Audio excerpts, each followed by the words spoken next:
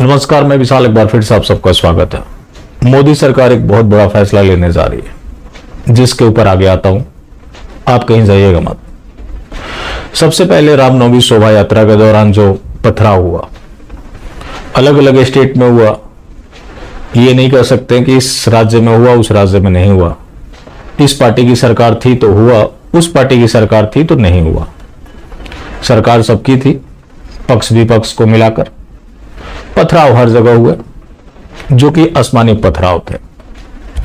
उसको लेकर खासे चर्चा में आया शिवराज सिंह चौहान, क्योंकि वहां दावा किया गया, मैं फिर से रिपीट कर देता हूं, वहां दावा किया गया कि पत्थरबाजों के घर के ऊपर बुलडोजर चले भी। कई बार क्या होता है कि सेंटिमेंट्स अपने पीक पर होता है, अगर उस चीज के ऊपर अगर सवाल उठा दे तो ऐसी इमेज बन जाती है कि तुम्हारा काम सिर्फ और सिर्फ कमी निकालना है। लेकिन सच्चाई एक ऐसी चीज है जो सामने आ ही जाती है। ऐसा ही कुछ हुआ है खरगोन में बुलडोजर चला, उसके बावजूद भी हिंदू क्यों पलायन कर रहा है, यह सवाल है आपके सामने। एक वीडियो काफी तेजी से वायरल हो रहा है, पहले वो देखिए। मैं विधवा हूँ, मैं क्या कर सकती हूँ, मैं बेघर हो गई हूँ, मैं कहाँ जाऊँ मेरे बच्चों को लेके। अब सरकार क्या करेगी, मैं कहाँ जाऊँ। देखो मेरा घर की हालत देखो कैसी हो गई है। ये दीदी बेचारे अपने परिवार को, अपने बच्चों को मेरे खाने अकेले लेके पाल रही थी। उन परिवारों को भी इन जिहादियों ने नहीं छोड़ा। देखो कैसे आगे हिंदुस्तान कब तक चलेगा। मैं कब तक यहाँ, मेरे घर में देख लो खाने तक नहीं है। अंदर आके देखो मेरे घर में कुछ भी नहीं है, गैस तक नहीं है। देखो बोला मैं क्या करूँ अब मेरे बच्चों को। ये देखो मेरा घर देखो कैसा हो गया है। मैं अकेली लेडीज, अकेली भाई, मैं बेरोजगार हो गई हूँ। इसके अलावा लक्ष्मी गाया बताई जा रही है, जिसके लिए एसआईटी टीम का गठन हो गया है। तो जब बुलडोजर मामा ने बुलडोजर चलवा ही दिया था, तो इस तरह के दृश्य क्यों सामने आ रहे हैं? सच्चाई यह है कि संकेतों के लिए बुलडोजर चलवाया गया, जिसके बारे में लगातार आपसे बोलता आया हूं कि भारतीय जनता पार्टी आज सिर्फ और सिर्फ संकेतों की राजनीति कर रही है, क्योंकि उसे पता है कि सरकारी हिंदू संकेतों से ही खुश हो लेंगे, जिसकी वजह से या तो कहीं कुछ करती नहीं है, करती भी है तो संकेतों वाला काम करती है, जैसा कि वहां हुआ है।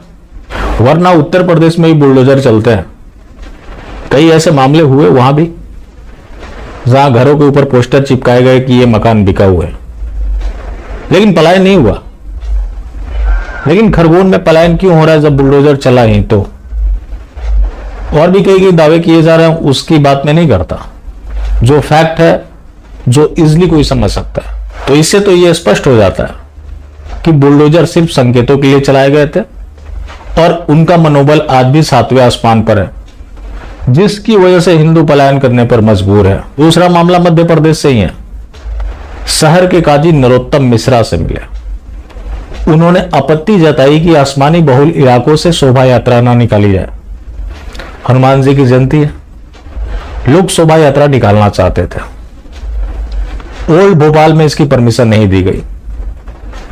तर्क क्या था कि वो आसमानी बहुल इलाका है, तो फिर सरकार को आइडेंटिफाई करके सामने रखना चाहिए कि कौन कौन से आसमानी बहुल इलाके हैं, कौन कौन से हिंदू बहुल इलाके हैं। वहां जहां उनकी मेजोरिटी है, वो उनकी बहुलता वाला जगह है, वहां आप धार्मिक प्रोसेसन नहीं कर सकते। बाकी जो हिंदुओं का है वो सबका है। ये तो खैर हुआ ही हुआ। इसके साथ ही जिन इलाकों में यात्रा निकालने की परमिशन दी गई, वहां शर्तों के साथ दी गई। वो शर्त सुनिए, अब सीरिया अफगानिस्तान में नहीं है, भारत के मध्य प्रदेश में है, वो भी मध्य प्रदेश की राजधानी भोपाल की बात है। वहां प्रशासन की तरफ से शर्त जो लादा गया कि आप त्रिशूल गदा के अलावा कुछ भी नहीं ले जा सकते। जो जो गाने बजाए जाएंगे उसका लिस्ट आपको प्रशासन को देना होगा। प्रशासन अप्रूव करेगा, फिर उस गाने को बजा सकते हैं। मादक पदार्थ लेकर नहीं चल सकते। भड़काऊ पोस्टर नहीं लगा सकते। तो जिनके लिए काफी रोना ही भड़काऊ है, विवादित है, उसके लिए प्रशासन क्या करेगा? प्रशासन की और भी शर्तें थी, लेकिन ये प्रमुख शर्तें थी। तो आज डेमोक्रेटिक सेटअप में इस तरह के हालात हैं कि प्रशासन से अपना प्रोसेसर निकालने के लिए परमिशन लेना पड़ता है। आप बंगाल में नहीं है, बंगाल में होते तो एक सवाल होता कि बंगाल में ममता बनर्जी की सरकार है, वहां ऐसा नहीं हो सकता। यहां तो हिंदुत्ववादी सरकार है, उसके बावजूद भी पुलिस इस तरह के शर्तों के साथ परमिशन देती है। तो इनके दावों की तो पोल खुल रही है। जो इन लोगों ने टीवी पर आकर दावा किया कि हमने उनको बुलडोज कर दिया, कि जिनके घर जलाए गए उनके घर को बनाया जाएगा, उसकी वसूली पत्थरबाजों से किया जाएगा। लेकिन पलायन तो हिंदू कर रहा है। जब हिंदू पलायन ही कर जाएगा तो फिर यह सरकार किसकी घर बनवाएगी और उस घर में रहेगा कौन? अब बात है मोदी सरकार के फैसलों की कि ये पीएफआई को बैन करने के ऊपर विचार कर रही है। अब जो पीएफआई संगठन है, इसका पेरेंट ऑर्गेनाइजेशन है सिमी। सिमी को पहली बार 26 सितंबर 2001 में बैन किया गया था। उस समय वाजपेयी जी ने बिना देर गवाए उसको बैन किया, क्योंकि 9/11 में उसकी भूमिका संदिग्ध थी। सिमी का गठन 1977 में अलीगढ़ में हुआ था, लेकिन उसके बारे में दावा क्या किया गया कि बाबरी का डेमोलिशन हुआ, इसकी वजह से सिमी का फॉर्मेशन हुआ। दूसरी बार सिमी को 2003, तीसरी बार 2006 में बैन किया गया। जब सिमी को बैन कर दिया गया तो उसके लोग नए बैनर के साथ आ गए। वो बैनर है पीएफआई। पीएफआई पहले केरल में सक्रिय था। एक टीचर के हाथ काटने का मामला सामने आया था। इसके अलावा कई ऐसी इनकी हिंसक गतिविधियां रही, जिसकी वजह से पहले से रडार पे थे।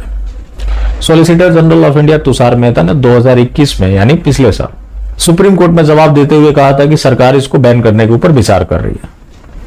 आज गृह मंत्रालय के पास पुख्ता सबूत है कि इसे बैन कर दें, और ऐसी खबर आ रही है कि ये लोग बैन करने की भी तैयारी कर रहे हैं, बैन कर देंगे। इस पीएफआई की बात करें तो इसको बैन करने की मांग हिमंता बिस्वा शर्मा पिछली 2 बार कर चुके हैं। सीए एनआरसी के लिए जो प्रोटेस्ट हुआ उसमें पीएफआई की भूमिका संदिग्ध रही।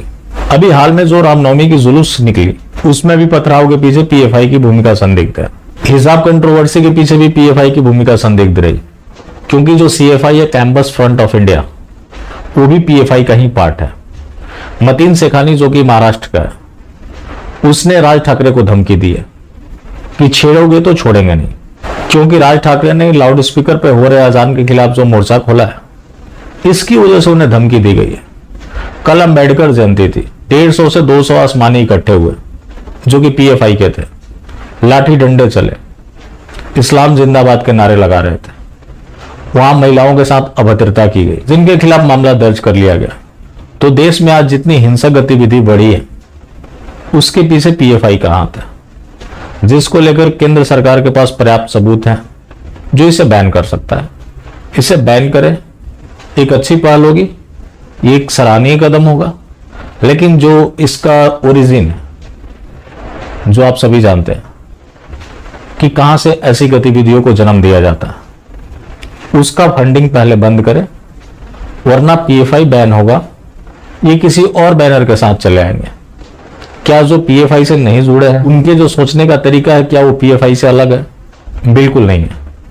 तो अगर सरकार वाकई ऐसी गतिविधि के ऊपर लगाम लगाना चाहती है, तो जो इसका ओरिजिन है उसके ऊपर सर्जिकल स्ट्राइक करे, क्योंकि चोर को मारने से अच्छा है कि चोर की मां को ही मार दो, ताकि चोर पैदा ना ले। वरना चोर की मां रहेगी तो चोर मरते रहेंगे, चोर पैदा होते रहेंगे। बाकी जिंदा रहे तो फिर मिलेंगे, और मिलते रहेंगे तो जिंदा रहेंगे। मिलना जुलना जारी रखें, लेकिन हाँ, मास्टर स्ट्रोकवादी बिल्कुल भी ना हो।